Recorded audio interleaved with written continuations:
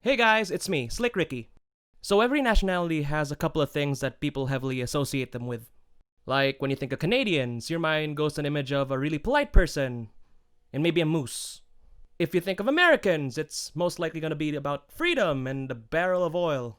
What I'm getting at here is that each nationality has its own stereotypes. Not saying that every person in their own country fits into their own stereotype, but you guys have to admit that there are a good number of them that do. As a man who was born and raised in the Philippines, I've noticed a couple of things that are associated with being Filipino or Pinoy, and maybe you guys can agree with the ones I'm about to share. So let's get down to it. Number 1. Being Pinoy means loving Jollibee. No matter where you are in the Philippines, there's bound to be a Jollibee somewhere. And every single one of them is like chock full of people. It is the most popular fast food franchise for us Filipinos, and it's just incredible with the amount of people it brings every day. So what is it about Jollibee that brings people in? Is it the burger? The chicken? The spaghetti? All three? I don't know. But what I do know is that just about everyone I know loves or at least has tried Jollibee. I swear it's one of the main reasons why a lot of us are fat now. Even I fell victim to its jolly goodness. I used to be a fat kid.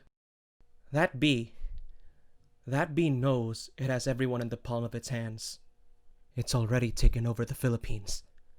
And it's not gonna stop until it's taken over the whole world. Not gonna stop us from buying food from it though. Number 2.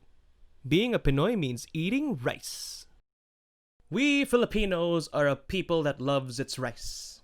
It is our side dish of choice and actually makes meals more delicious and filling. We have a lot of friggin' restaurants that serve unlimited rice. That should tell you how much we love it. Sometimes you don't even need to pair it with another dish. Just drizzle some soy sauce all over it. Mix and voila! There you go, a meal. I mean, it may not be appealing to some, but don't knock it till you try it. When it comes to portions, there are some who are fine with just 1 cup, 2 cups, half a cup. Then there are those who can finish an entire pot and you wonder if their stomachs are nothing but a deep dark abyss specifically for throwing rice in. So all in all, rice is life for us Pinoys. Number 3. Pinoys live and breathe basketball. If you live in the Philippines, whether you love basketball or not, you love basketball. What is it about a game that involves a couple of men dribbling, chasing after, and shooting a ball that makes it so much fun? I don't know, but us Pinoys sure love playing and watching it. We love the game so much that if we don't have a court to play in or if we can't afford our own basketball hoop, we'll make our own with stuff like a pole, a wooden board, a hula hoop, and some chalk. Also, whenever there's a big basketball match that involves like the NBA or whatever, a lot of us just drop whatever we're doing, gather around, and start watching it through like a phone, the television, or even listening to it through the radio. But there are times when people get too into basketball. Like a lot of fights happened all because fans of different teams get way too competitive. It's come to the point where they throw unwanted insults at one another, or just straight up brawl. And then there are those who bet on basketball matches, and some of those bets involve huge amounts of money. That's actually pretty bad, because, gambling is bad.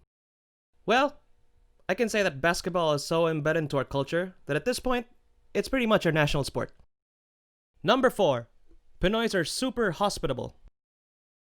Let me give you a quick scenario to show you what I mean. Hi, Mom! Me and if just finished playing basketball.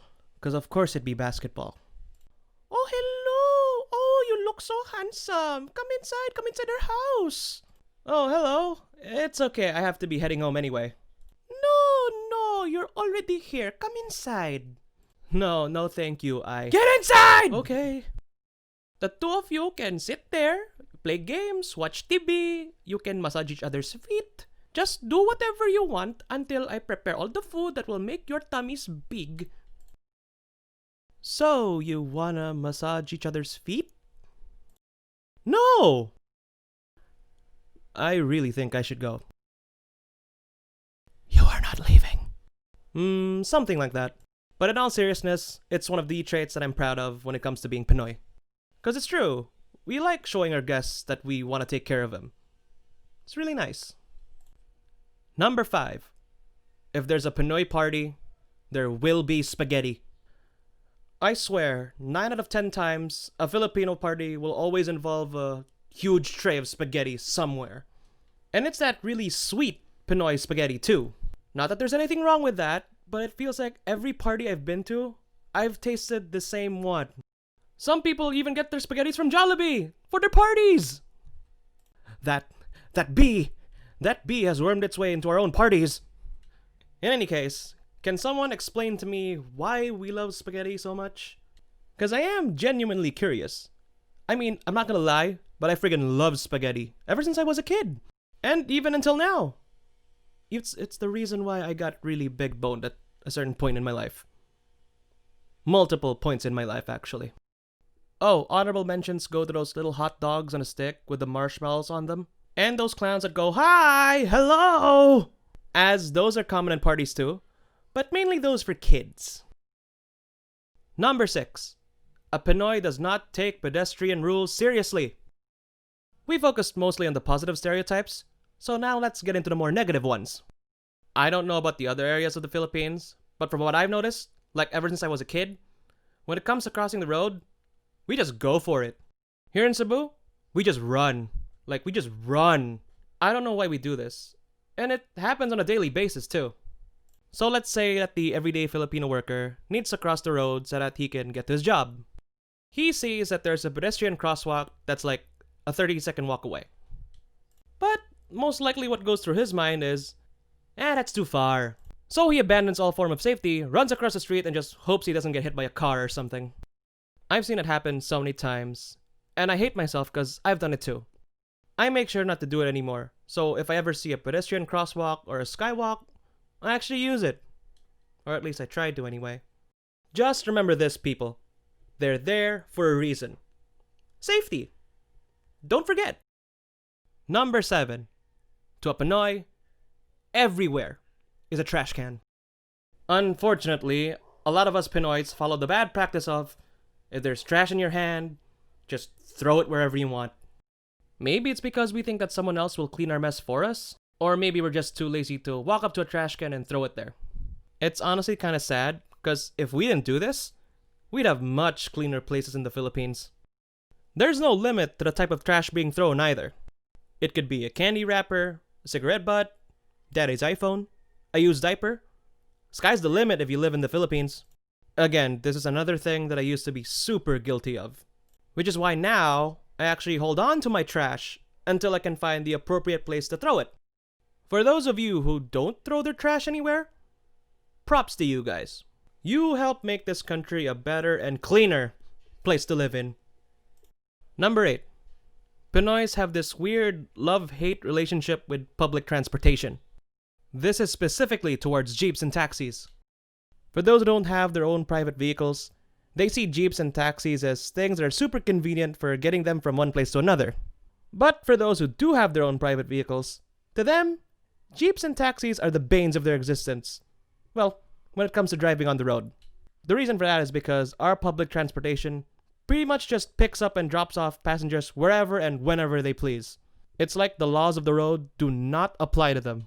And it's because of that there have been a lot of road accidents and unwanted traffic. Thankfully, there are times when they're pulled over by the police for stopping in places where they're not supposed to. Trust me, it's one of the greatest feelings in the world when you see it happen. But most of the time, they do get away with it. I know for a fact that we need jeeps and taxis to get on with our day-to-day lives. Especially jeeps, because their fare is usually pretty low. Taxis though?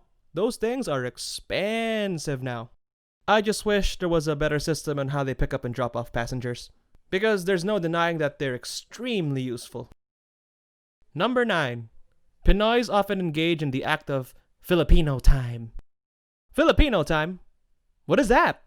Okay, so let's say you've set an appointment with your friend at like 2 o'clock in the afternoon.